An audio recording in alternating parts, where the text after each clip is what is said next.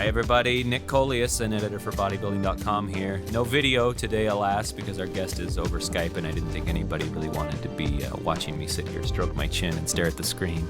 If that is your sort of thing, feel free to come by my desk and watch me work any day of the week, though.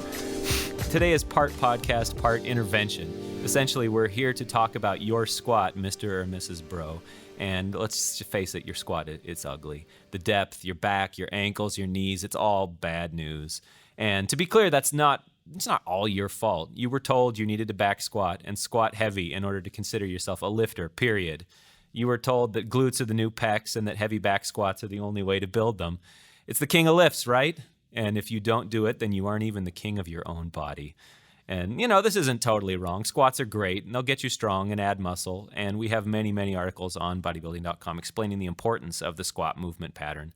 But many lifters, perhaps most lifters, alas, aren't really ready for back squats yet, barbell back squats, even if they've been doing them for a long time. And this is also a message you'll find a lot of great strength coaches speaking to on bodybuilding.com and other sites. So I wanted to present an interesting kind of alternative approach that I found pretty fascinating from one of our contributors, very smart strength coach and doctor of physical therapy named John Rusin. He wrote an article for us recently called The More Gain, Less Pain Guide to Squats. And I talked with him over the phone about it recently. And we went over the back squat as a destination in your training, not really as a starting point, and laid out a plan to help get you there and get the most out of that movement once you're ready. It was a pretty interesting chat, so let's dive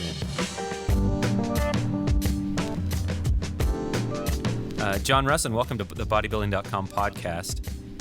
Nick, man, it's awesome to be here. Glad to have you. And you've written a half dozen or so articles for our site so far about a range of topics, programming stuff, back pain, using great tools like the trap bar. But most recently, the topic was squat variations and squat progressions in your article, The More Gain, Less Pain Guide to Squats. And it's a guide, but it's also kind of a progression on how to kind of earn the right to kneel before the throne of the king of lifts. And how to get heavier and see your form improve, right? That's not something you usually see as somebody goes heavier, that their form actually could improve on things. And I wanted to go through this progression with you and help our listeners get the most of each step out of the way. But first, let's talk about the so-called king of lifts, the barbell back squat. I see people doing some version of this movement every day in the company gym here, and they look wildly different in terms of depth, bar position, back angle, feet, all kinds of stuff. So what's wrong with the back squat as a piece of gym dogma that you must go heavy as soon as possible? Well, I don't think there's anything wrong with the squat itself. The squat I view as one of the 6 foundational movement patterns that every single person needs to be training hard and heavy. Mm-hmm. But where we get into trouble is force feeding specific theoretical variations of the squat. So what I mean by that is the dogma power lifter saying that you must barbell box squat, mm-hmm. or having the bodybuilder being like, hey, we have to high bar squat to get the quad sweep. These theories usually don't match up for people's individualization of their bodies, their needs, their orthopedic history, and really their general goal. Because a lot of us, we just want to get stronger. We want to get bigger. We want to stay healthy. And we just need to make sure that we don't pigeonhole ourselves by getting injured in the process and force feeding the wrong types of squat. Sure. Yeah. And another piece of dogma I feel like I hear is you must back squat and you must do it heavy in order for it to even count as lifting. Anything else is just basically an accessory movement to that lift. Well, yeah, you can look at it 2 different ways. There's movement patterns and then there are exercises. Mm-hmm. A movement pattern is considered the big umbrella which the exercises fall under. So a squat pattern would be that umbrella, and a high bar barbell back squat would be an exercise. So not every exercise is going to fit a specific movement pattern, and for damn sure, not every movement pattern is going to need to be a specific exercise. Mm-hmm. So really approach. Just trying to find the variation that matches you, the individualization that you need at any given point in time for your, elicited goal training response, that's the key right there. Sure. Well, and without giving too much away, 3 of the 4 exercises that are in your progression are types of front squats as opposed to back squats. What is it about a front-loaded squat variation that you think makes it more approachable to a wider range of lifters initially? Well, it integrates the shoulder complex as being an active part of the squat pattern. So any movement pattern needs to have full body initiation with a kind of torque, tension, and stability output that the entire body can elicit. So it's really inherently easy to just throw a bar on your back, lose your spinal position, lose Mhm. your shoulder position, and just round over like shit. And it's a lot harder to have a front loaded barbell, dumbbell, kettlebell, whatever it is, because you actually have to hold the weight actively.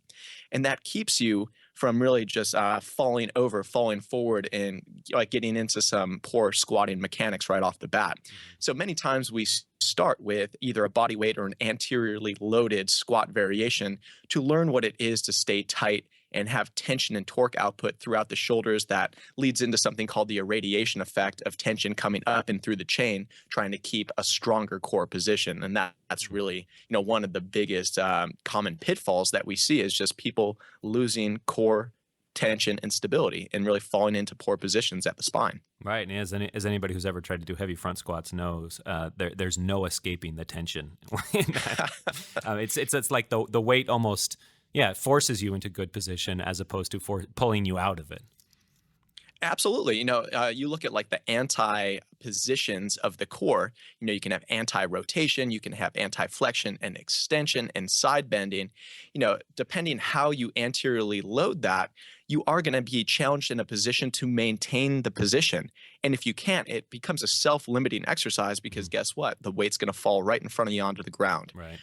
As opposed to the barbell back squat, it's really hard to dump a bar if you are going to be falling out of positions.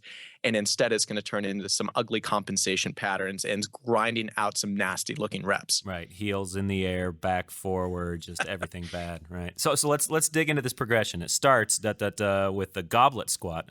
Now, what do you like about goblet squats in particular? This is a movement that everybody's seen by now. It's definitely become far more popular. But what do you like about that movement in particular? So I'll start off by saying, the goblet squat isn't only like the pussification of all squats, like the rehab style Right. squat. It's something that like I've personally used with Olympians. I've personally used with professional athletes, and we've loaded them hard and heavy enough to the point where we can elicit a training response with that variation. Right, you're using a seriously heavy dumbbell in this video in the article. It's Yeah, that's somewhere as around heavy as it 130 got. pounds. Right? Yeah, every once in a while when we're traveling around, we can get up to about 200 in some of the gyms, but the gym that we work out here in Madison a couple days a week, it only has to 150, so that was kind of limiting factor there. But the limiting factor also is one of the reasons that we use the goblet squat to start off with, because it becomes something that keeps down the external load on the body, but increases the RPE, the rate of perceived exertion, and the hardness of the actual squat pattern itself. So if you can maximize the amount of trainability that you can get from a movement by minimizing the external load on the body, that's going to be something that is a really great recipe for long-term pain-free training effects. Mhm. And, just by having to hold the weight, being able to stabilize it, it becomes something that needs to happen as a requisite before you can squat. And that really it's humbling for many people because, guys that can squat with 4 or 5 wagon wheels on the side on the back squat, all of a sudden get into a goblet squat and really, really struggle from the coordination standpoint. Mhm. But again, we use this as a teaching tool because it really quickly identifies the weak link in the kinetic chain. And that's something as a coach or as a lifter, it's all about just strengthening those weak links that you find. Sure. Now, how do you respond to that person who's skeptical initially, though, and says, "Sorry, this can't be a true muscle building tool. It's too light. It's only 150 pounds. It's only 200 pounds." So I usually have our athletes, like the big meatheads that really love to push iron on the barbell. I have them go through a relative strength test with the goblet squat. And I have gotten so much shit over publishing articles about this relative strength test that I can't even tell you. Probably the most controversial article that we've ever put out that didn't really make a whole lot of sense to me. But what the test is getting half of your body weight. So if I'm a 200-pound man, you're going to get a 100-pound dumbbell. You're going to put it in your hands, and you're going to see how many pristine reps you can get without breaking with a pause. Mm-hmm. And really, my strength metric to look at is having 25 unbroken reps. And that's really something that's going to show that somebody has mastered the squatting movement and has really has a good grasp on what it is to gain tension and torque through the entire pillar. So the shoulder, the hip complex combined with the spinal complex. And 25 reps seems like a lot, especially for the dogmatic power lifters or bodybuilders out there that really don't hit that kind of metabolic rep scheme. But I'll tell you definitively that our high-end athletes, some of our high-end power lifters, they can do 50 reps without even blinking. Like my wife, for instance, she's 102 pounds, and she could do 50 reps with 50% of her body weight. She could do it for a ramp-up set. It's something that really just shows movement quality and mastery. And that's the kind of stuff that we're looking at to try to translate back into the back squat. Theoretically, it's not like that's going to be a direct transference of strength, power, endurance, or, any like hypertrophy, but it's something that just shows that you have the components to actually progress and get the most out of the king of all lifts, which is barbell back squat. Yeah, and I actually tried this just yesterday. I've done a bunch of kettlebell goblet squats, not as many dumbbell goblet squats in the past. So figuring out how to get the dumbbell into position was a little bit awkward at first.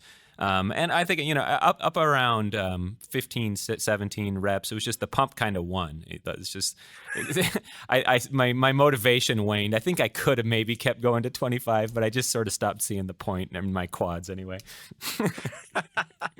But it's a serious test. I mean, getting up around 20, 25 reps with any sort of load is pretty tough. But yeah, the tension, there's no hiding from that, and you start to get tired in interesting places.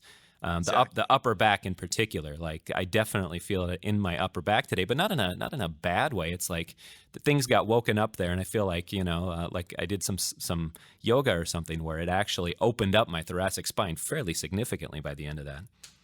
But it's interesting though. So not everyone should be passing these relative strength tests. If everyone got 100% on every single test in the university, that university would not be chartered for very long. Oh, and I don't mind failing the test. I'm good at failing strength tests around here. So I hate to say pass or fail. The reason that we use this test is derived data. So for you, if your limiting factor was your quads were just burning up, like guess where your focus is going to be with your lower body strength and hypertrophy work? It's going to be the freaking quads. If you can't hold the weight, that's a question that I get a lot. Guess what? Your upper back tension, tightness, and stability, that's your weakest link. Go hammer it in your programming. We are just trying to objectify some of this stuff that is so subjective unless you go through a standardized test. Sure. So how do you program this? Is it the centerpiece of a lower body day for somebody? Just goblet squats next to the dumbbell rack? It could be. For some of our in-season high-end athletes, the guys that are making a couple $1 million on the field on Sundays, this can be a very nice pain-free squat variation that they can use 1 to 2 times a week. They can load into the strength or hypertrophy set and rep range, and they can minimize the amount of joint stress and central nervous system stress that they're putting through their system. But many times, this is just a progression. So we get in, we master it, and we keep on going up the chain. The goal is never to have to goblet squat like in rehab purgatory for the rest of your life. Rehab purgatory, okay. Rehab purgatory is what we need to stay away from. So anytime that we're using these variations, it's just that. It's a variation that we can add some novelty to a training effect from. But, the ultimate goal is just to improve enough so we can keep on working up that pyramid, which is, squat variation, with the barbell back squat being at the top of the epitome of movement. Okay, so let's talk about the next step on that progression, which is the landmine. This is a movement I've seen recommended for a long time, the landmine squat, and I never really bothered with it until just recently because it seemed kind of redundant of the goblet squat. I've done the RKC certification, and I thought, goblet squats are the best front-loaded squats without a barbell. But then I tried this, and I have to say I'm completely sold on it. The reason being, it's just I felt like I held rock solid squat form deeper on that particular variation than any other squat variation I've tried. Like no butt wink, even at the very bottom. It was kind of surprising. So how did you encounter the landmine? What's your history like with that, and what made you include that in your progression? Well, I mean, the landmine's nothing new. Right. As my friend Christian Thibodeau said, he was talking about this shit back in 2002. Right. So, we added a band to it. We started using it in rehab and we started using it in sports performance a little bit more prominently. But again, as with anything in the industry, it's not anything new. It's just new ways to apply it in a strength and conditioning Right. style And setting. when you see it on your Instagram feed, it feels new every morning, right? It does, yeah. Yeah, people, it's going to be new to somebody who's never seen it before. So kind of taking that with a grain of salt. But when you look at the Landmine Goblet Squat, it's not a progression or a regression. It's kind of on point with the Goblet Squat based on your goals. So it could be a progression for somebody because all of a sudden you have the ability to load much heavier. Right. So you can get, multiple 45-pound plates on that barbell, and you can be grooving a squat pattern that looks really good, and you can be exploding up against that external load because of the strength curve that, the barbell on its one side creates. So you can be a little bit more dynamic with it. The video that you're referring to on Instagram that I showed a couple of weeks ago was I banded it down. I had it in position and I was going through, I think it was sets of 6 or sets of 8 with explosive-based Landmine goblet squats as a secondary hypertrophy day. So that was like the marquee lift that had a little bit more of bar velocity behind it. But for people that truly struggle with the squat pattern, if you can't goblet squat with a dumbbell or a kettlebell, most likely you're not really tapping into the potential of your posterior chain. So the integration of the glutes and the hamstrings stabilizing the backside of the squat. In our society, we are so anterior chain dominant. Right now I'm sitting slouched over. I got my hip flexors tightened up. And then my spine's flying forward. And then when I go to squat, guess what? That's going to be something that's going to probably show up in the squat pattern as well. So just because of the physics of the landmine position, it forces you back into your hips more. So like you were saying, you got deeper than you have ever before. And all of a sudden, you didn't have that butt wink and you didn't have that lower lumbar flexion that's so notorious with painful squats. The reason being is that it forces you back into the position because as the bar lowers closer to parallel with the ground, the bar is actually coming closer to you, forcing you back. So that can be a really big advantage. And another way that it could be a huge advantage is that you have something to hang on to that has a contact point with the ground. So that from a stability standpoint is very advantageous for somebody that truly just doesn't have the coordination, the balance, the stability in a goblet squat or a barbell back squat right off the bat. So it can really be a good relearning tool. Mm-hmm. And again, anytime that we're using this, the goal is to get a training response, maybe to groove the squat a little bit better, and then to move on again. So we don't want to get stuck with this variation, but it is a go-to variation, secondary squat training sessions in the week, or just trying to keep down the external load or not trying to fry the CNS. Sure. Yeah, and one other thing that I found was interesting about it was after I did a set, I just kind of sank down into a body weight squat as kind of as an assessment to see like, okay, what did this actually do for my body weight squat? And I felt like it was the best body weight squat I've had in ages. I could just hang out so comfortably at the bottom with no curvature really. And that to me was also a sign like, okay, yeah, this is something that definitely belongs in the mix if it ingrains a squat pattern so well that you can actually, pass an assessment that maybe you would not be able to otherwise afterwards, like immediately afterwards. That's such a great point because many times when we do use this variation with people, and it can be said for the dumbbell goblet squat as well, it's placing you in a position that you relearn how to use proper stability patterns. Our industry loves to say that, hey, if you can't squat deep, it's your freaking mobility. Oh, it's your mobility. It's your flexibility. It's not. 8 out of 10 times, you are not going to have better results if you're more flexible or more mobile. So you're going to have better results if you can have greater proximal stiffness through the shoulders, the hips, and the core that yields better, smoother, more authentic movement tapping distally into the extremities, whatever the moving part is. So that's one that's easy. I almost group it as a mobility quote unquote drill because it yields so much better of a movement pattern. Right. That's what I've been using it for. I've been down there every day in the gym now using it a little bit for just, getting that squat pattern going every day. And it's something that you could even use for a primer before your big squats. Just getting the groove going and then moving into the rack and getting your real work done. So now you offered a standard in the goblet squat to aim for, this half body weight for 25 reps. Is there a standard to aim for something like the landmine squat before you say, all right, let's try something else? We don't use a standard with that one because the way that you load it is going to be very similar to any other big compound barbell movement pattern. So it really becomes individual dependent on that. Okay. So then the next stop, though, in this progression is the barbell front squat, which, now we're in the rack. We're not standing out on the gym floor anymore. This isn't really an exotic movement as much as the previous two, even though, they aren't exotic, but you don't see as many people doing them. But let's say that you build up to this movement after spending weeks focusing on the other two. How will you find it's different than if you just dive in and start doing front squats? So if it's done properly, like if you truly earn the right to step up this pyramid step by step, you should be able to go in and implement like the next step up very, very seamlessly.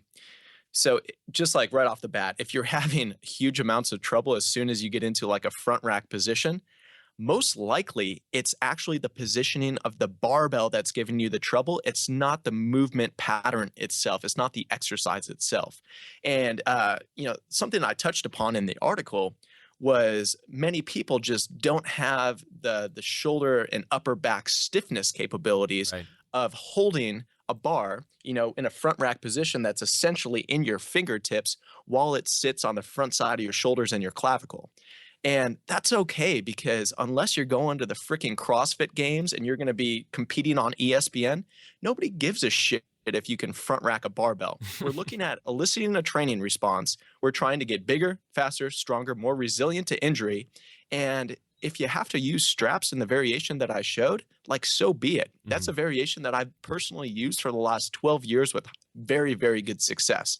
And it's many that if it matches up with your goals, that is non-Olympic lifting, non-CrossFitting, that's a go-to setup because all of a sudden that limitation that you have getting into that front rack position, you can nullify it and make sure that the limiting factor is not your shoulder position for a squat, which really doesn't add up when you kind of step back and look at the effectiveness of a movement. Sure, and the variation you're talking about, if it isn't clear to somebody who's listening, is basically you take a couple of lifting straps, wrap them around the bar, and you hold onto the straps rather than holding onto the bar. And I have to say, I love that particular variation, not only because, it makes mobility not a limitation, but also you get to pull up really actively on those straps. I feel like it almost helps you get into a better position because you have no choice but to pull up on them. Yeah, it absolutely does. And just to make sure that everyone's clear on this, because we get a lot of questions, you are not putting the lifting straps on your wrist and then connecting them to the bar. You are literally like taking them so they're long, they're not strapped up yet, putting them, two of them on the bar, right where the knurling meets the smooth, and you are literally gripping the straps with your hands over the barbell, with your elbows in alignment with your shoulders and your wrists. Just to be clear on that one, because every once in a while we'll post videos about that, and you can't quite see how I'm set up. And then the next day I'll be tagged in a gazillion Instagram videos of people strapped with their wrists to the bar. And it's an ugly, ugly position. But really, trying to make sure that the shoulders stay active. That's something that when we talk about building resilience, building sound posturing, that's one of the best things that we can do. Having a barbell on the front side of your body, it creates a more erect torso position. So instead of being like your chest parallel to the ground, it's going to bring you more up into a more perpendicular position. And that really helps, again, people to sit back into the squat a little bit more, to use the quads, the glutes, the hamstrings effectively, and just get into a better pattern that doesn't involve, deep spinal flexion and, posterior pelvic tilting or butt winking. Sure. Now, and the front squat is also the first variation where you see people using, in addition to whatever lifting straps or other accessories like that, you see them start, putting on a belt, putting on their squat shoes, putting plates beneath their heels, and starting to gear up a little bit for something like that. What do you think of those those approaches to the barbell front squat, or those additions to it? Belts and shoes. I'll start with lifting shoes. Whenever possible, I like to keep people in a flat shoe, a minimalist shoe. A Chuck Taylor is a good one, because we do not want to create internal or external crutches on our body. So you essentially look at a lifting shoe because of the height of the heel, it changes your relationship with the ground and it almost like pushes your body forward. Sure, that could be good from a competitive standpoint. It can add a couple extra kilos to the bar. Again, if you're an Olympic lifter, they are called Olympic lifting shoes for a reason. But if you have to depend on them even to squat without like any resemblance of pain, that's not a good thing. It's usually just a crutch that you're going to be crutching around on for the rest of your training career. Sure. So I try to get people as raw as possible. If you are moving into, a pure power or strength range in your sets and your loading is heavy, I have absolutely no problem using your working sets with a belt.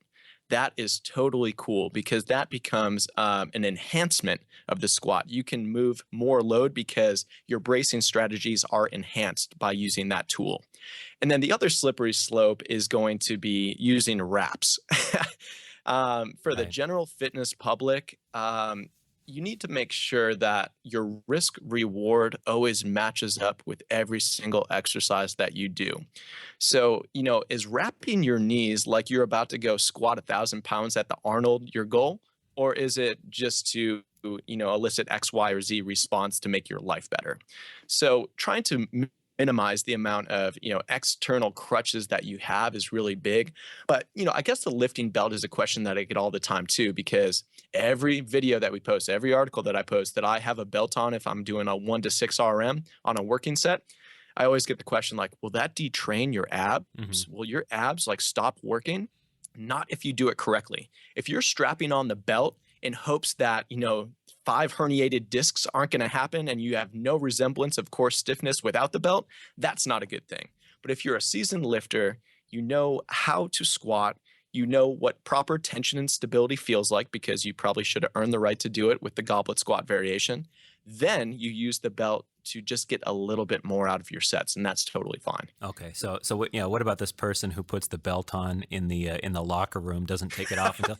I saw a guy straight up at the urinal wearing his belt the other day, and I didn't ask him if he was bracing against it while he's taking a leak necessarily, but that's something you see in a commercial gym a lot. This guy, he walks out of the locker room wearing the belt, and it's on the entire time, like basically on the treadmill.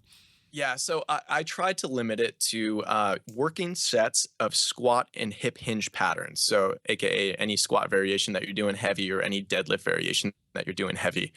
If you have to use it for bicep curls, you're not doing something right.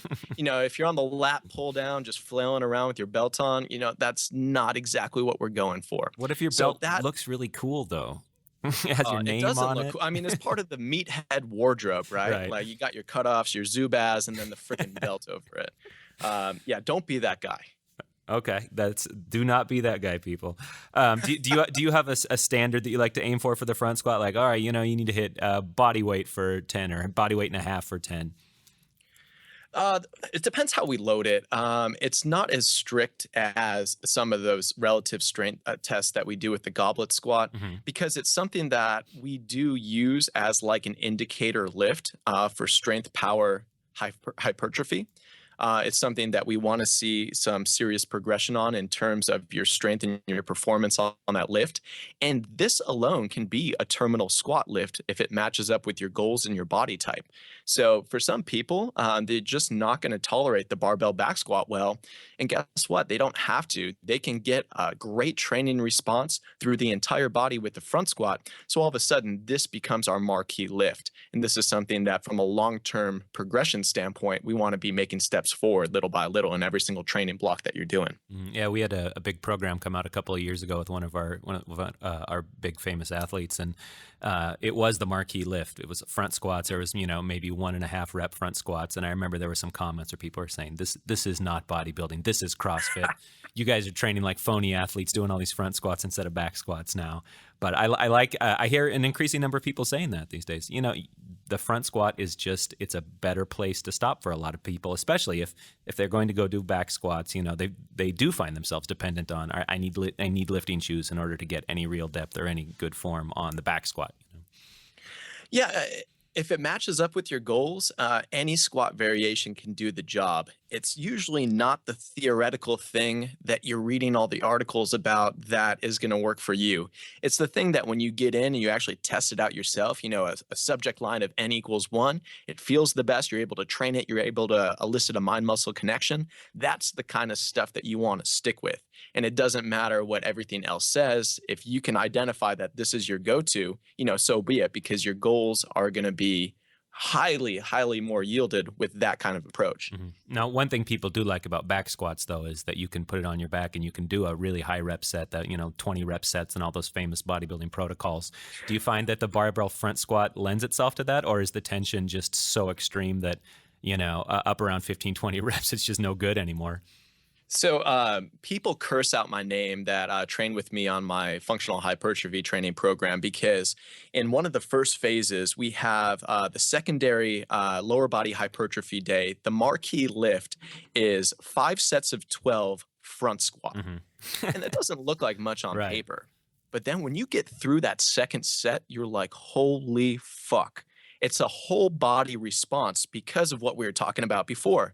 It lends itself to having to have shoulder stability, core stability. There's no faking a front squat, because if you can't hold it, you can't hold it, and you're going to drop the weight. But I think the barbell back squat does lend itself a little bit better to the high-end rep schemes, in hypertrophy or even like a metabolic set. But I still don't usually try to program that any more than like a 12 RM. Really, the limiting factor becomes how stiff can you stay throughout the pillar. And we're kind of talking about this off air. If you lose your stiffness and all of a sudden you turn an authentic squat pattern that's targeting contractile musculature into a compensated squat pattern that just turns into ugly reps, you're flexing your spine over, you're losing stability, and you're using non-contractile structures, aka the joints, the ligaments, the vertebral discs, all that stuff. That's something that you want to stay away from, because the end risk to that is just so much higher, in conjunction with you not eliciting a very good training response off of it either, because all of a sudden the emphasis is taken away from the musculature and put on the non-contractile joints. So as soon as you lose tension, as soon as we lose the ability to really do good, pristine reps with tempo and form and technique, that's when a set should end for me. And for most people, it ends around 6 to 8 reps. Some super endurance studs on the barbell can get up to 12 to 15, but I've seen far and few people between that can go over 15 with really pristine types of stability at their spine. That's good to remember. Yeah. And speaking of that whole body response to front squats, I will say nothing in the world makes me hungry like front squats does. I just hearing that 5 sets of 12, I'm hungry just listening to those numbers. Do you find that people does that come back to you through the media channel, social media channels, when people are doing your program? Like, I've never been this hungry before. Oh yeah, I mean, you can think about it, because you're just you're using more energy to stabilize a weight, because everything's more active. The best lifters in the world, the strongest, the biggest lifters in the world, they know how to use every single ounce of tension in their body to get X amount of weight on the bar, or to grow a muscle X amount of size. It's when we get in trouble when we think it's just isolation. Squat is just for the legs. Right. Oh, a front squat's just for the quads. It's not. We're training our full body all the time. And the quicker that people kind of conceptualize that, the more their lifts go up, the bigger they get, the leaner they get, because they're actually eliciting a stronger training response from it. That the front squats for the quads thing always seems simplistic to me anyway. I mean, I know so many people who say that their ass is sore after they do front squats, and to me that just says they're doing better squats anyway. Exactly. Okay, so stop 4 is on the progression is the back squat, but it's not just any old back squat. You recommend a box squat with band resistance. Now, first of all, what do you like about the box? What do you feel like the box adds to the equation? For the average lifter, they feel very vulnerable at the bottom range of motion of a squat. It's the range of motion that they're going to be likely to kind of either round over, or they're not going to go deep enough. So it's like this no man's land of squat depth. Written many, many articles about, theoretically where people should be able to get in terms of like their distance from ass to ground. But really, it depends on the person. It depends on the person's hip structure, their spinal structure, their skill level with the movement. There's just so many variables that are in play. So by putting the bar on your back, for the first time, if you are going up into this progression, we want to take the apprehension out of the movement. And we do that by simply supporting the bottom range of motion with the box. So people get a bad misconception with this because they think it's like you sit down like you're sitting down on the fucking sofa ready to watch 24 marathon or something. You don't. It's still active. So you are literally like going down with as much tension as you can possibly go down with and sit on the box. And we try to say that you deload 50% of your body weight into the box, but you are staying highly active when your ass is in contact with that box. There's going to be the slightest of rockbacks, and then it's going to be an explosive base movement up. So this has the advantage not only of stabilizing the bottom portion of the squat, but it's actually a form of plyometric or kinetic energy accumulation training that not a lot of people realize. Because as soon as your ass makes contact with that box, we store a lot of kinetic energy in our system for about 1 to 3 seconds. And that can make it a more powerful squat out of the bottom position that is going to also be more stable. So that's a variation that I love to use with people. Going one step further with that, I also love using accommodating resistance in band form because, again, we're deloading that most vulnerable position of the squat, but we're also teaching our lifters to be more explosive, to be stiffer off that box because we can accelerate the bar into a more terminal end range of motion at the top of the lift. So if you think about just not having bands or chains or any of that stuff on the bar, naturally you have to decelerate the bar so it doesn't fly up off your back and you don't lose stability at the top before you get it back into the rack. By adding accommodating resistances, you can learn how to accelerate the bar under tension and stability a little bit more. And that's going to be something that translates back into your free squats when you do program those in. Yeah, and I imagine there's definitely a grind then at the top half of that, but you're grinding through the safest and strongest part of the range of motion as opposed to the most vulnerable. Exactly. So Now, the other thing I should say about bands, just from a corrective standpoint, it could be used on front squat, it could be used on back squat, it could be used on the Landmine Goblet Squat. But the ability to use bands also helps to stabilize a squat pattern. Because again, you think about contact with the ground. So the bands are grounded and they are in contact with the barbell. Your body's in contact with the barbell. Therefore, you have more ground contact as compared to something where you only have your feet on the ground. So it does help people create stiffness through the shoulders, the hips, and the core functioning as a unit together. And that's something that even with this tiniest pro mini band on each side of the barbell, I've seen lifters be able to banded squat heavier than they were without the bands, which makes no sense. That's fascinating. Yeah, it makes no sense when you try to add up the physics.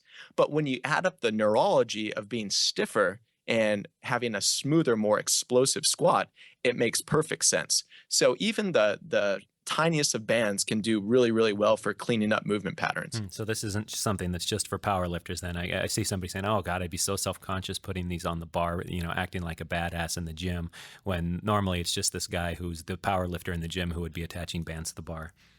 Yeah, that's one of the biggest gripes that powerlifting coaches have with the bands, the ones that don't use the dynamic effort method, is that it's almost a stability. They call it like the Smith machine. They try to say that banded squats like a Smith machine because of the ground contacts. Right.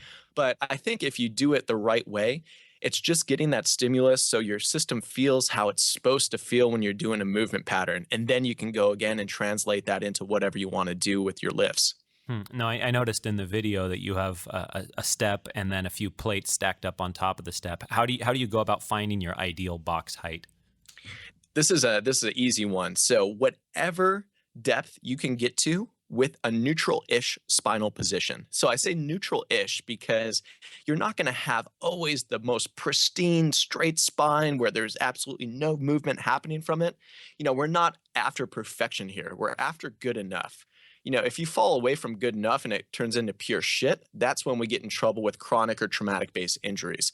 So I have people sit, most people are going to be around 10 degrees above or below parallel. If you look at, your upper leg, your femur bone, and the hip crease when you get down into that lower squat pattern. So you can get around there, but there's no harm in going 20, 30 degrees above parallel if that's what you can keep a spinal neutral position at. Because again, we're just trying to minimize the unwanted movement happening at the pelvis, the lumbar spine, and the entire spine as a unit. And we're trying to maximize the amount of trainability that we can get through the active tissues. It's the way you talk about it kind of reminds me of a rack pull. When I think about good enough versus complete shit, you look at somebody's rack pull, they have a beautiful rack pull from the knee, but then once they're picking up a barbell from an arbitrary height determined by Olympic lifting off of the floor, everything goes to complete shit. You think these two movements have a certain resonance in that way? Yeah, you could say it for any movement, not just the deadlift or the squat, but every single movement. You have your authentic movement capabilities, and then you have your compensatory movement capabilities. You want to stay within authentic so you can get a better training effect, and you can make that training effect pain-free for the long term. That's really the goal, is trying to ingrain these movement patterns, trying to crush your muscles, and you want to spare the joints in the process. If you can do that, if you can leave the gym every single day saying that, hey, I didn't crush my joints today and my muscles got pumped to fuck, that is going to be a victory. That's going to be something that you're going to have longevity with, and that's going to be something that allows you to progress years and decades instead of pigeonholing yourself into an injury after 6 weeks. Yeah. Now, one more question along those lines. We've had a number of different articles from different strength coaches over the last 6 months or so addressing the idea of like how low should the normal person go, and not in squat depth, but in terms of reps. Some would say there's really no reason for anybody who's not a power lifter to go below a solid triple or a solid 4. How low should somebody go on the back squat if they are just that person who says, you know what, I'm a person, I'm not a crazy athlete, I'm just looking to get stronger, bigger, more capable? Yeah, general preparedness, general fitness population, and I don't see a whole lot of reason ever to go under a 3RM. In our key programs that I put out to the masses, we have 8s, 5s, and 3s. 3 is as heavy as we get on the big compound movements for that exact reason. As soon as you get under a 3RM, really in any compound movement, it becomes more neurological than it does mechanical. And the average person is after a mechanical response to training, aka something that can elicit response for hypertrophy, making the tissues bigger, or stronger mechanically by actually, making the tissues bigger, as opposed to how well did you execute that 1RM today? It could be 20% up or it could be 20% down based off of your execution, your CNS, and your neurological makeup on that given set. So when we do, I have been playing around with 1 and 2 RMs for some general fitness population, but we underload them. So we submaximally load, and we try to use those as like one last set where people can explode a fast rep, and they can just get used to having just like 5, 10, 20 more pounds on the bar. And that just opens up their mind to like, hey, I have some more potential here. But it's more of a mind fuck than it actually is eliciting a better training response. Right. So it's not a battle for their life necessarily either. Yeah. No grinding reps there. But I would say for 99% of the people staying between the 3 and 8 range, that's going to be where the money's made. And as people start to move down sometimes in those rep ranges, they can also get completely obsessed with accessory work, like adding more and more accessory movements. Do you feel like with a progression like this, does it require much in terms of accessory moves, or is it more about getting the most out of each of these possible moves, getting everything you can out of the move itself? Well, there's a big difference between having glaring weak links, having like a deficit that is literally just limiting your external load on the bar to the point where you've been plateaued for 6 months to a year, and you just going little by little and getting stronger.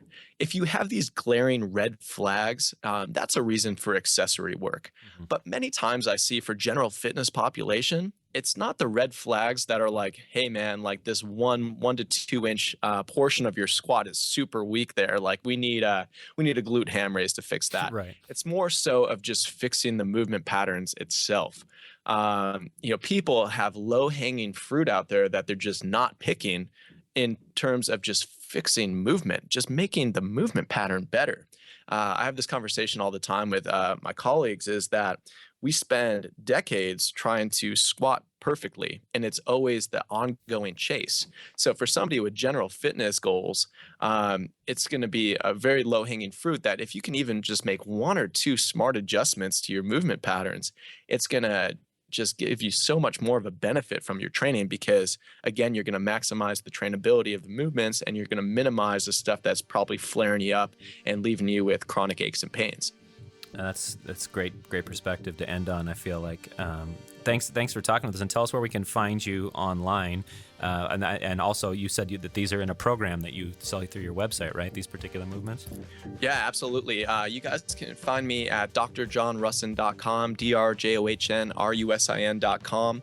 And a lot of the programs that I've written articles for Bodybuilding.com on, and a lot of the articles on our website, the methods are all put into one single cell program. That's a 12-week functional hypertrophy training program that the goal is to achieve the holy grail of training, to get strong, get ripped, but stay resilient to injury, especially if you have that in your past. Great. So I'd highly recommend that. Great. And I highly recommend following John on Instagram as well. I feel like there's something solid there every day, just for, something you didn't quite think of, or one of those things where, you can share it with somebody and say, this is just a really interesting way to approach this particular movement. So I totally recommend that. And we'll include links to your articles and social media on the page of the podcast.